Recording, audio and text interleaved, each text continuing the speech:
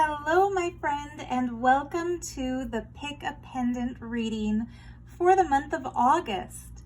I know I say this every month, but I really can't believe it's already been a month since the last time we did one of these. It's summertime, so I guess the hot weather and the bright sunshine and all the fun that's happening must be kind of a distraction because wow, time really is flying. And in the spirit of time and keeping things succinct for today, I'm going to do just a single card reading with the focus on manifestation and what we can do in order to achieve the goals that we've set for ourselves. I typically think of both July and August as fun months where no work is necessary. And I think that's a throwback to the school days when this was summer holiday. And coming from an education family where my mom and my auntie and my granddad were all teachers / director of curriculum for the school district, summer holidays kind of was a whole family thing.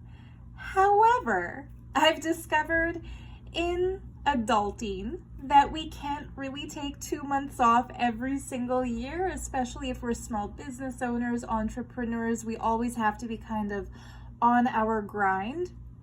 And so for me, July tends to be less productive than the rest of my year, probably because I automatically feel like hot weather equals vacation mode. And so when I was working on my journal today and thinking about what my goals are for the next month, I really felt like for the next month, I want to manifest. And by manifest, I don't mean anything airy-fairy, woo-woo, impossible, as some might see it. I mean, what am I going to create for myself? So for the month of August, I'm going to manifest new items in my shop every single day. And this is not so much something I'm asking the universe to fulfill for me. It's more like a commitment I'm making to myself that I'm going to get back on track with my creativity and be constantly making jewelry, constantly uploading. And if you're thinking, Sarah, shut up and read my cards already, I just wanted to give you this little bit of a preamble as an explanation for why I wanted to focus today's reading on manifestations. Because when I personally find myself getting off track and not achieving my goals, I love to pull a card to find out what can I shift, what can I do differently, what can I add either to my routine or to my thought process or to the way that I'm living in order to make my goal attainable. And I kind of feel like a lot of us go through similar things at similar times. That's where my new agey, mystical, inner tarot reader really jumps up and says, hey, because I find when we do group readings like this, somehow everyone who picks pendant number 1 or everyone who picks number 2 or number 3 tends to have certain things in common at the same time. And so if I'm feeling like, okay, July got me in vacation mode, but now I need to be back on my grind, I'd be curious. Maybe you've been feeling that way too. So let me know in the comments how you feel about that. Meanwhile, take a look at the jewelry in front of you. This one we're going to call number 1. This one we're going to call number 2. And this one we're going to call number 3. So you can find links to the specific readings in the video description box below. All right, everyone who chose talisman number 1, this is your reading. So first and foremost, before I get into the messages for you today, there's already a message just relating to the gemstones that you chose. So the gems in this particular talisman are Prehnite, rose quartz, and this gorgeous little watermelon tourmaline. I'm sorry, I'm trying to find a way to hold it so that you can see. Maybe if I put it against one of these cards. There we go, that works. Of course, it's very roly-poly. So all of these, what the stones all have in common is that they are heart chakra gems.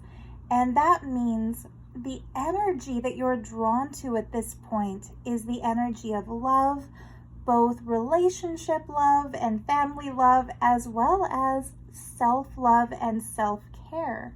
So before I turn over the card to find out what your main message is, I can say for sure now is a time in your life when you'll really benefit from self-care, from loving yourself. This can be anything from reminding yourself throughout the day that you are worthy, you are deserving of love, you are exactly who you're meant to be. It can also mean actually doing some heart healing. And by that, I'm not talking about anything as a replacement for medical science. I'm talking about, energetically speaking, placing your hands over your heart as if you're giving yourself a little mini hug and just feeling the warmth. I know it's freaking hot out, so I'm not trying to make you overheat on energy, but placing your hands over your heart, telling yourself, I love you, which might sound silly, but it's important and we need to do that. If we're able to love ourselves, we can love everyone who we want to. So the gems, although they're all love stones, each one has a different sort of a frequency. Prehnite is known to be attuned kind of to the extraterrestrial realm. And for somebody like me who's super into starseed phenomenon, Andromedans, Arcturians, everyone in those high love and light vibrations, it's one of my personal favorite stones. It has such a beautiful magical energy to it. And so this gem really helps us feel the love for and from our guides. And whether you want to call those angels or spirit guides or extraterrestrial guardians or gods and goddesses, ancestors, loved ones who have crossed over, it's such a beautiful mystical gem that holding it with that intention can catalyze in us the ability to really feel that love, which otherwise is kind of ephemeral. We might think about it, but we don't really know how it feels. Prehnite helps us really feel it. Rose quartz is a beautiful soft gemstone that has more to do with the love for others in our lives. Parents, siblings, children, co-workers, romantic partners, friends, the people around us with whom we wish to share deeper connections. And so wearing rose quartz helps us be the best person for the other people in our lives. And so it's really easy for us to feel like we wish other people were nicer, more compassionate, more understanding, more giving. But we often forget that they might also want those same qualities from us in return. Rose quartz helps us become the love that we wish others would be. And what you become, you reflect around you. So it's not like by becoming more loving, everyone around you is magically going to be loving, because people still have their own shit that they're going through. So I don't ever want to preach the unfortunate thing that you hear a lot of mystics tell you, which is that the world around you is a mirror for you. No. Every single person on the planet has free will. When somebody's in a bad mood and they take it out on you, you did not do anything wrong to deserve to be the punching bag of that person in a bad mood. But by becoming love, you'll be able to recognize that their reaction to you is not something that you did wrong. It helps you love yourself regardless of how other people treat you, and it helps you love other people unconditionally, even if they don't always kind of act like they deserve it. And in time, that does create a transformation. Then watermelon tourmaline, this really cool gem on the bottom here. I wish the camera would pick up the colors. There we go. So watermelon tourmaline, it gets its name because on the outside it's a dark green color, kind of like a watermelon rind. And then in the middle, it's pink, just like the fruit for which it's named. Watermelon tourmaline brings the best of the green color spectrum and the pink color spectrum for nature love, universal love, as well as self-love and romantic love. So it kind of ties these two gems together in one. And when you wear a talisman like this, it's a beautiful way to honor and attract the love that you deserve in life. Now that said, what is the one thing that you can do in order to tune into your manifestations? Very interesting card. It's the card of Smoky Quartz, and it's called Fall Apart. Interesting that you get this card in August when fall doesn't actually begin until September. The little squirrel is seen nestled in her burrow, surrounded by the nuts that she's stashed away in preparation for winter hibernation. And what the card symbology represents is going to your comfort zone, going to your happy place, allowing yourself the rest and the rejuvenation that you need in order to get through the long winter months. The reason I say interesting card is that I wouldn't normally expect to see this card in the middle of summertime.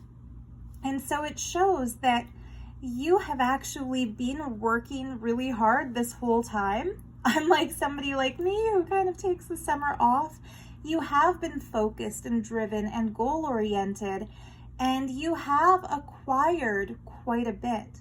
Whether this means you've earned a lot of money, or you've acquired a lot of skills, or you've collected a lot of stuff, whether that be supplies for projects or food for the pantry, whatever it might be, the card is letting you know not to squander what you've acquired, but to stash it away, save some. For example, if you've earned a bunch of money and you're thinking it's easy to earn money so I can just spend all of this and more will come, this kind of a card is saying no, put some in a savings account, put some where you'll have it in case of emergency. The other message on this card might sound like a negative thing, but it's actually meant as a positive, fall apart. And if we think of ourselves falling apart, we think of things like nervous breakdown, rock bottom, tripping and falling. But what it actually means is letting whatever no longer serves us fall off of us. So a tree can only become replenished in the springtime if it shakes off all the dead leaves in the fall time. And so this card, in terms of self-care, it's the card of exfoliation, clearing away all the dead skin, making way for the new cells to grow. And on a spiritual sense, an etheric sense, it has to do with going in, identifying which habits we've picked up that we no longer want to carry, which trends we're living that we don't necessarily feel reflect our truth, and letting those things go. So the shift you can make in order to achieve your goals and manifest what you've been working towards manifesting is not so much something more that you need to start doing, but something to do with decluttering, sloughing off the dead skin, letting the dead leaves fall, stashing away a little bit for later, and enjoying some much earned rest and relaxation. I hope that card was enjoyable for you, and I wish you all the best in the month of August, or whenever you might be watching this reading. For those of you who are patrons of mine over on Patreon, the reading extension will be the bottom card. So the top card is Fall Apart. Bottom card, I'll let you know if you are one of my patrons. And thank you to those who support me over on that platform too. Thanks for watching. Bye for now. And hello to you, those who chose talisman number 2. Is it just me, or does this look like a crazy extraterrestrial landscape? This is this is the first piece of jewelry I've ever made with this really unique looking stone, which is actually hematite. So see all the dark silvery colored spheres that make up this beautiful conglomerate of a stone. Those you can really see the dark gray shiny hematite look, but all the red powdery looking stuff is the iron oxide from which this stone is made. And on a really fun tangent relating to art history, they've analyzed the pigment in stone paintings and have discovered that a lot of ancient prehistoric men and women, who knows, they could have been women artists as well, actually used the iron from hematite to create cave drawings. So I think this is a really cool talisman that connects us to our prehistoric ancient roots. And as far as crystal healing is concerned, hematite is a stone of grounding. It connects with the root chakra, which is our center of stability, safety, and feeling nurtured and comfortable in our skin. So if you've chosen this as your talisman for today, this is a time in your life to focus on your roots. So everything from ancestral healing, connecting to your ancestors, as well as making your home comfortable, maybe buying some new furniture or changing the bed sheets, freshening up, making it seem like a place you want to be, and doing physical exercise, eating healthy, making your body a body in which you want to live. Those are all the messages from hematite. But there's also a secret message in here, and that has to do with all the gems I've glued on the back or possibly the front. So it's a cool reversible pendant. You can wear it this way or that way. And these gems are Prehnite, that beautiful green stone, which is a stone for angelic connections and divine communications. Black Tourmaline, which is another very protective stone. It has to do with energy shielding, cleansing your aura from any unwanted influences, and keeping yourself above drama. So when people around you are fighting and arguing and just bad vibes, Black Tourmaline helps shield you and protect you from soaking up that energy. And then there's a tiny little bit right there, that little purple stone of Grape Agate, which is a talismanic gem for lucid dreaming and being able to remember your dreams. So a lot of cool crystal messages for you in this one. And what is it that you can do in order to help manifest what you want to manifest? Recharge your destiny, the magical gem of labradorite. So sometimes we hear the word destiny and we think in terms of predestination, like some cosmic creator out there transcribed the lessons we have to learn in this life, the events that we're going to experience, the people that we're going to meet, the things that we're going to do, and all of that predetermined path can be summed up in that word destiny. So what is it to recharge our destiny? And that is to take control of our own narrative. I met a really cool astrologer once on Granville Island in Vancouver, and we had a conversation about the difference between tarot card reading and astrology. And I told her that I really loved tarot reading because every single time you shuffle the cards and pull the cards, you get something new. You're not stuck with the predestined life path inscribed in the stars as they appear the moment you're born.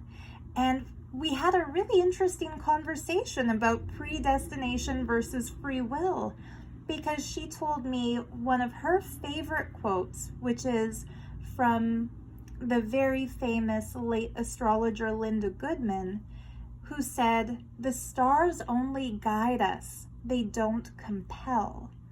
Meaning, what you have as your birth chart, so your star sign, your sun sign, your ascendant, your rising, your moon, your planets, they provide kind of the basic guideline for your life, but they don't force you into a pattern you don't want to follow.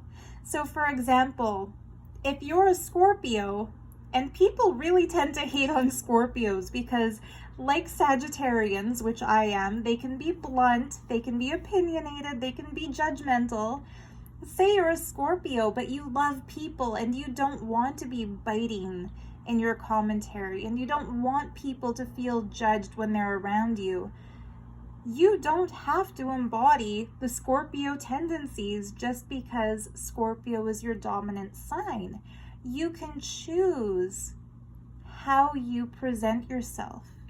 And this can be done through meditation, introspection, manifestation, talking to yourself, repeating mantras, and just being aware of how the words that you speak affect the people around you. And I don't mean to put just Scorpio in the hot seat. Like for somebody like me, for a Sagittarian, we can be known as overly blunt, honest to a fault. We're not the type of astrological sign to say something to make somebody feel good if it's not true or if we don't believe it. And so people might often say to a Sagittarian, well, yeah, that's true, but you don't have to say it. So for a Sagittarian like me, we can remind ourselves to hold back a little sometimes. We don't always have to say everything that pops into our mind. And I'm not just talking about astrology here, but any circumstance that you feel has been guiding your life course, maybe limiting you, it's time to overcome those circumstances. So one of my personal favorite quotes that I know I've said a lot over the years in many, many videos, and I will keep quoting this probably forever because I just love it. It's the mystic Bashar, who is channeled by Daryl Anka, and Bashar says, your circumstances don't matter. Only your state of being matters. And what that means is that your circumstances do not create your reality and determine your future. Your state of being creates your reality and determines your future. So for example, circumstances. Say right now, this moment, I have a magic wand and I bless everybody who's watching this video. I wish I could really do this. Say I tap my magic wand and immediately $50,000 appears in your bank account. That would be the circumstance. Now, why would it be that the circumstance does not matter, doesn't create your reality? Some people might get that 50 grand, go to Vegas, gamble it away, and lose the whole damn thing. Some people might invest in something, say crypto or the stock market, and maybe it'll go up, maybe it'll go down. They're kind of surrendering that money to the unknown. Others might buy art supplies and get creative, and by the end of the year have a whole gallery exhibit that they created out of that unexpected funds. Others might donate to charities and help the world with it. Basically, the state of being of the person who receives the exact same thing that somebody else receives will determine how that gift creates their reality. Now, when it comes to an unexpected windfall of money, it's easy to fantasize and imagine what we would do if we were given this great circumstance. But more often than not, when this particular card comes up, It's telling us that the circumstances that we've been stuck with in life have not necessarily been what we wanted. So for example, maybe somebody has a slow metabolism, making it really easy to gain weight, but really hard to lose weight.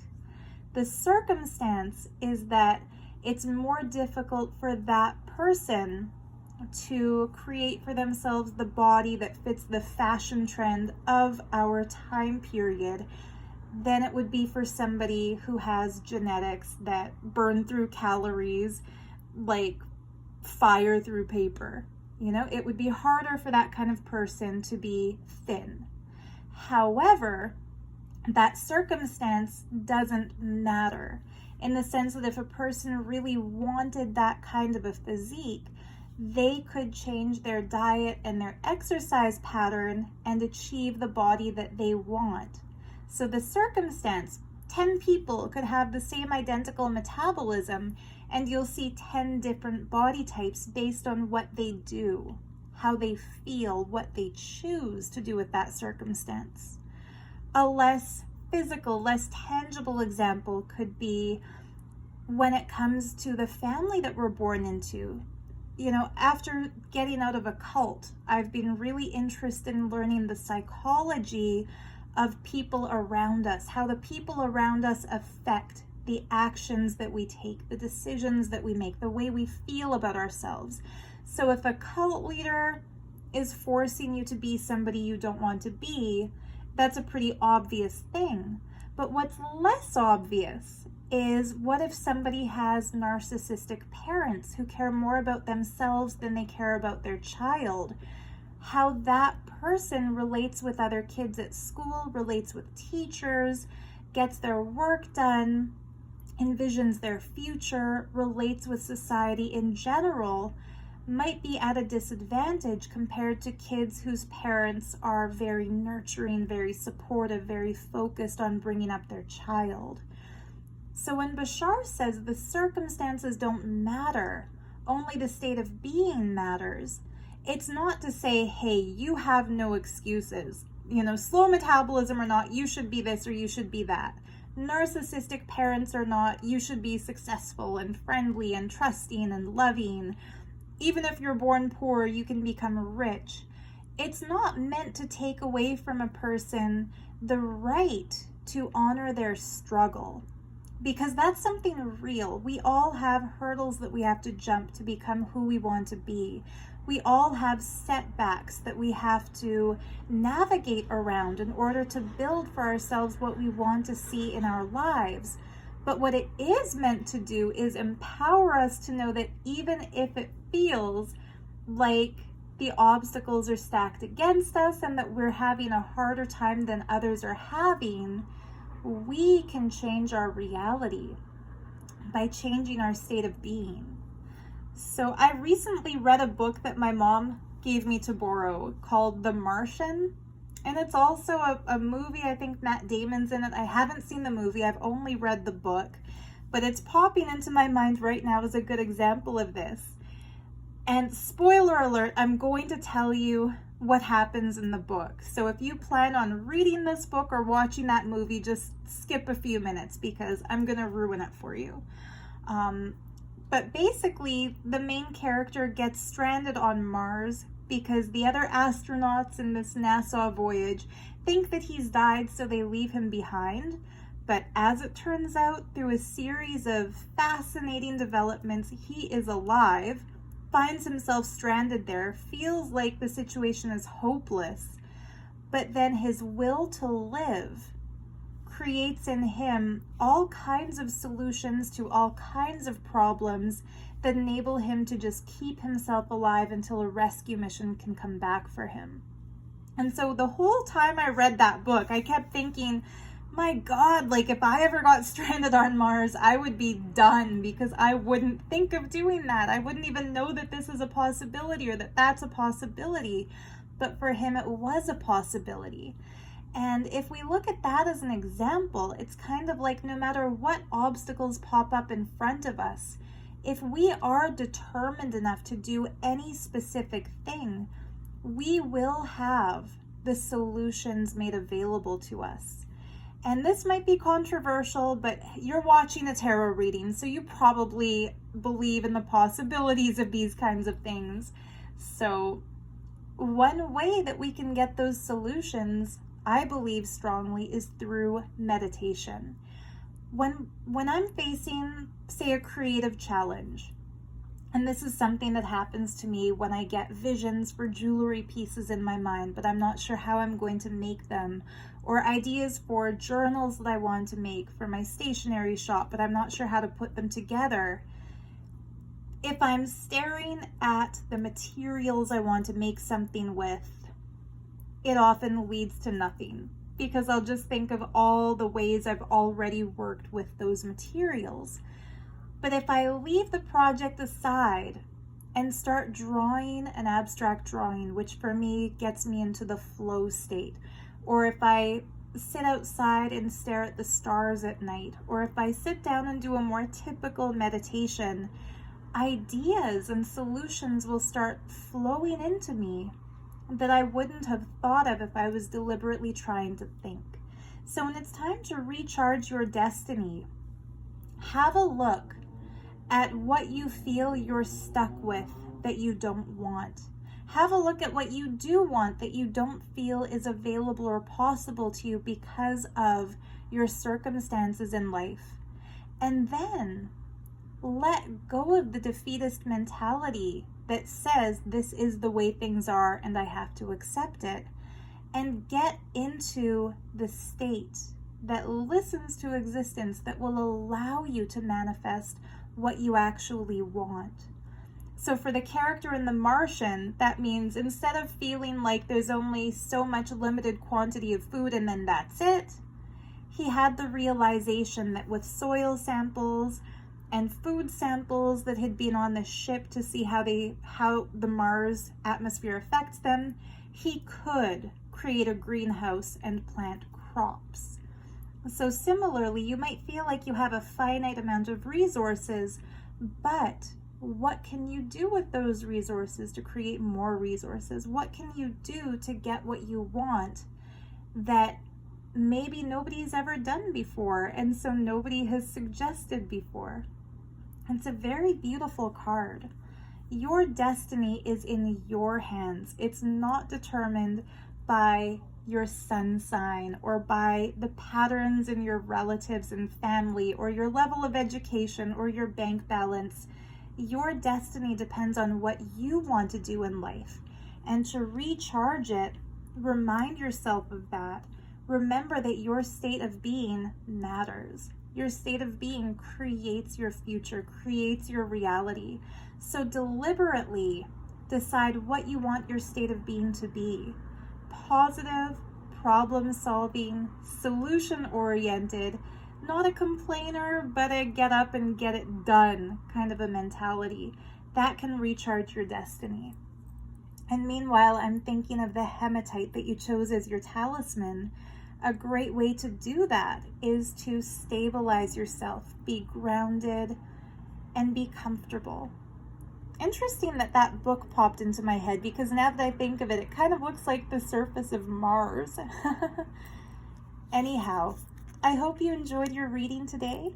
Those of you who support me over on Patreon will also look at the bottom card in this little pile to see what else there is beneath the surface in your situation right now. But for those who don't follow me on Patreon, thank you so much for joining me till this point, and I look forward to seeing you in the next video. Have a wonderful August. Bye for now. And hello to you, those who chose pile 3. I know I'm not supposed to pick a favorite, but of all the 3 talismans on the table today, and this one is my favorite. It has one of the absolute coolest specimens I've ever seen of this magical stone called Grape Agate. And Grape Agate gets its name from the fact that the little tiny balls of agate look like little grapes. And these ones have really cool, tiny microscopic druzy crystals all over them, so it makes them look kind of frosted, like they've been sitting in the refrigerator. They're just so juicy and so beautiful. And what Grape Agate is known for by crystal healers is catalyzing lucid dreams and creating spiritual dreams and helping those who wear it actually remember their dreams. So if you struggle with dream recall, keeping a piece of Grape Agate like this under your pillow or next to your bed will help you start remembering what you experience in your dreams. And if you've set the goal to start lucid dreaming, so consciously deciding what to dream and when to dream it, again, Grape Agate makes a great talisman for that. In this particular pendant, first thing I want to point out is look at the cool caves. Look at the cool caves in the Grape Agate. This piece is 100% natural and untreated. It doesn't even have a hole drilled in it as a bead. I just put the wire right through one of the natural caves within the stone, and I just think that's so cool. I don't mind drilled stones that are beads, but I just think it's really cool when a crystal specimen has a natural hole in it. And in mystical tradition, so specifically the visionary magical women of Celtic tradition, they saw stones with natural holes in them as being innately infused with natural magic. They saw them as portals to new realms of existence. You sometimes hear people refer to them as hag stones, but I think of that as a derogatory term against witches. Like, come on, they're not hags. They're magical, mystical, beautiful women. But anyway, that kind of gives this piece a whole other level of magic. But the other stone that I paired with it is this bead of stunning Himalayan quartz. And just look at the triangle in it. This one has such cool inclusions, and I've never seen a perfectly shaped triangular inclusion like that in a crystal before. I've seen triangular shaped faces on a crystal. Those are fairly common as facets, but having one that's actually beneath the surface and inside the stone, that's just really cool. This one has a very beautiful clarity to it. You can see right through the stone. It's almost like holding a shard of ice or a piece of beautifully carved glass. But of course, it's carved by the hand of Mother Nature. Himalayan quartz is similar in frequency to Herkimer diamonds, so it very strongly amplifies high frequency energy, positive energy. So this makes it a really strong, good vibe stone. And it also intensifies the property of whatever it's paired with. So in this case, that mystical dreamer Grape Agate. So if you're drawn to this crystal, I think this reading is for you, and it's also for me. I would have picked pile 3 this time around. It means that dreams are portals to your higher self. Your intuition comes through when you're focused on your mystical awareness. You very much are inspired by high frequency, so connecting to the higher realms, the higher planes. And one of your goals in life is to radiate the good vibes that attract you. So not only to connect with higher sources of spiritual wisdom, but also to help other people connect with them. So to be a catalyst for that beautiful energy. So that's your little crystal talisman reading. And now let's see what the cards have in store for you. Beautiful. Come to calm, represented by the stone of sodalite.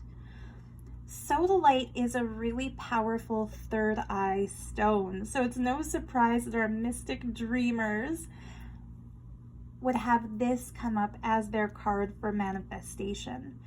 So as I was just saying, it's kind of like your happy place is in the mystical realm when you're tuned in, when you're thinking of your dreams and you're connecting to your higher wisdom.